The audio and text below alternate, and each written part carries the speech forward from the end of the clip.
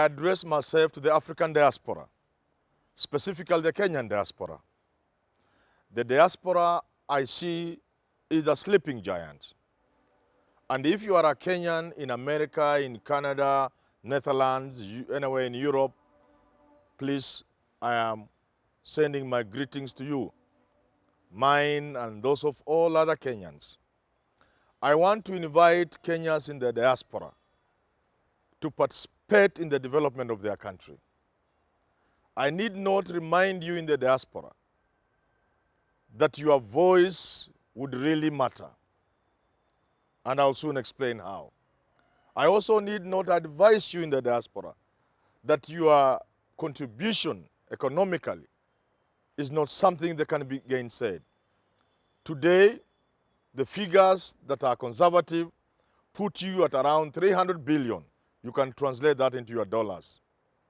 No foreign exchange earner in this country gives that amount of money. The famed tea doesn't even get there. Tourism is about at $100 billion. You are almost 3 times what tourism brings to this country. I know we need to do a lot more than we are doing. But as things stand today, by your contribution alone, through your remittances alone, by figures from the government, from the central bank, you have a stake in this country. But I see you as a sleeping giant. You are not good investors. How can you pump 300 billion plus into this economy and do not want to have a say in where this country is heading? I will also remind you, Kenyans in the diaspora, that throughout history, men have come from the diaspora to come and help their countries. Here at home, the struggle for independence was given impetus by returnees from the Second World War.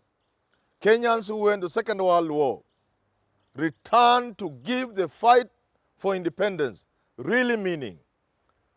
Hitherto, Kenyans had looked at white men as if they were gods. Indeed, the deliberate policy regarding settler entry into Kenya was that for you to be allowed to be a settler in Kenya, for a white man to be allowed to come to Kenya from Europe and South Africa, the vagabond was kept out. A deliberate policy was put in place not just to give Wazungus land, especially those who had fought earlier on in the First World War, but also to ensure that any white man who came into Kenya had no physical deformities. The white man was to be presented like a god, as a god.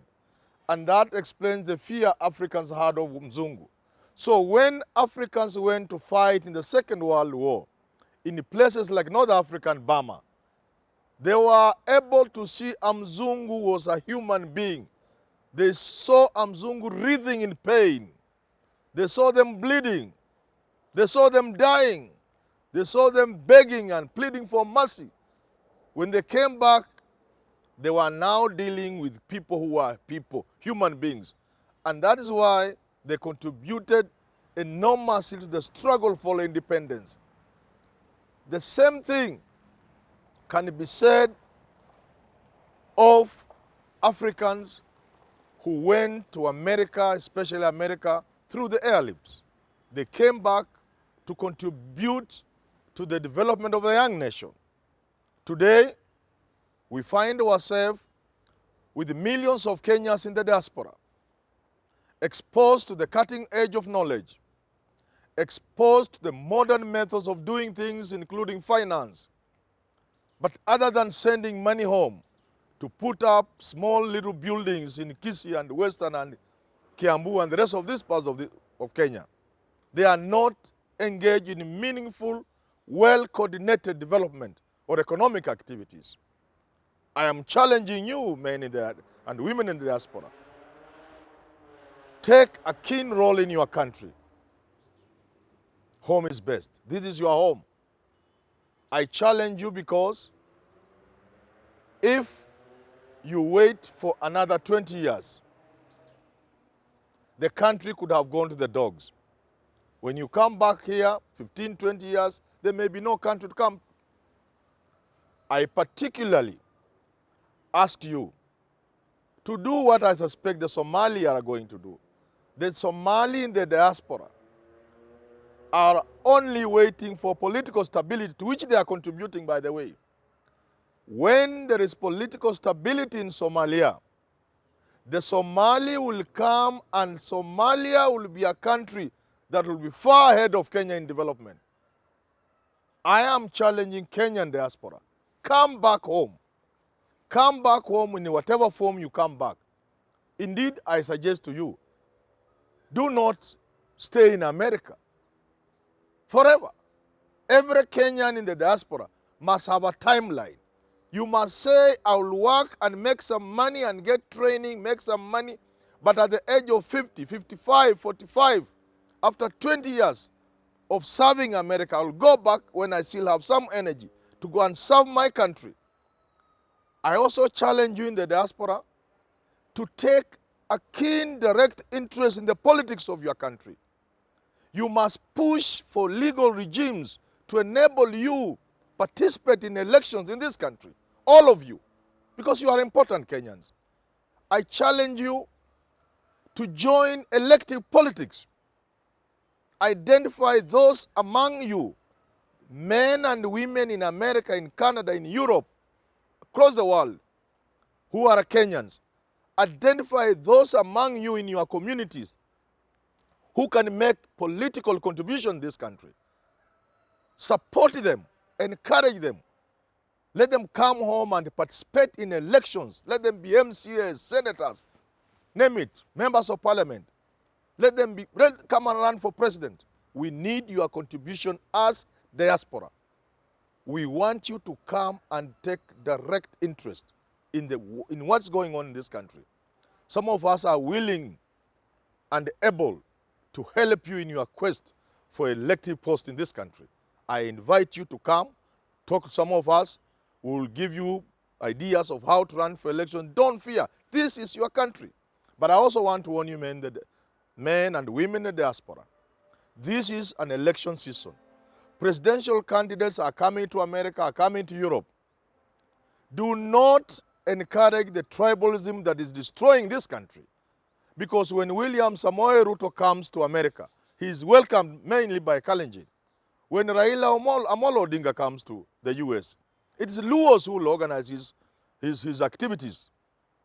Dito Musalia Mudavadi, it will be lawyers. Avoid that pitfall that is the bane of Africa. Assess these political contestants, assist them, fundraise for them, but not in tribal caucuses. Avoid that. We need to hear your voice as men and women who have received the best education, the best experiences, the best exposure. We want you to help us move to the next level, including how we can avoid tribalism, how we can elect leaders who will ensure and guarantee that your granddaughter, when they come back to Kenya, because you don't know what your granddaughter will want, your granddaughter will insist, even if you have become a citizen, no, me, I don't want this lousy country of beggars. I want to go back to my roots. I want to go back to Kenya. Let that granddaughter of yours get a Kenya she will be proud of. So take direct interest, and this channel of mine, through what YouTube has introduced, I'm inviting you members of the diaspora to subscribe to my videos, to share these videos widely, to support us. In fact, this jacket I'm putting on, tie and shirt, I was given by a Kenyan diaspora. Boaz, thank you very much. Support us. Join, there's a join battle. Join us, join a category. Support us to grow. But more important, let us have a conversation that will help us as Kenyans. Whether you are here or away, this is your home. Come back home physically, spiritually, or morally. Support your home. But I urge that it be in an organized way, Come back to this country. Support some of you. Those of you who are professors. If you have taught enough in America, come back and teach in your African university. Bring those new skills, the new knowledge. You're on the cutting edge. If you cannot come, plan visits to our national universities in Kenya. professors from America, from Canada. Come, visit universities, talk to management, tell them how they can improve. And if you cannot come to teach physically, take some courses, teach online, so that you establish a connection between you and your universities and your Kenyan institutions. Those of you who are doctors, today we are doing what we call e-medicine. Link up with Kenyatta National Hospital and other hospitals in your counties. Help them from America.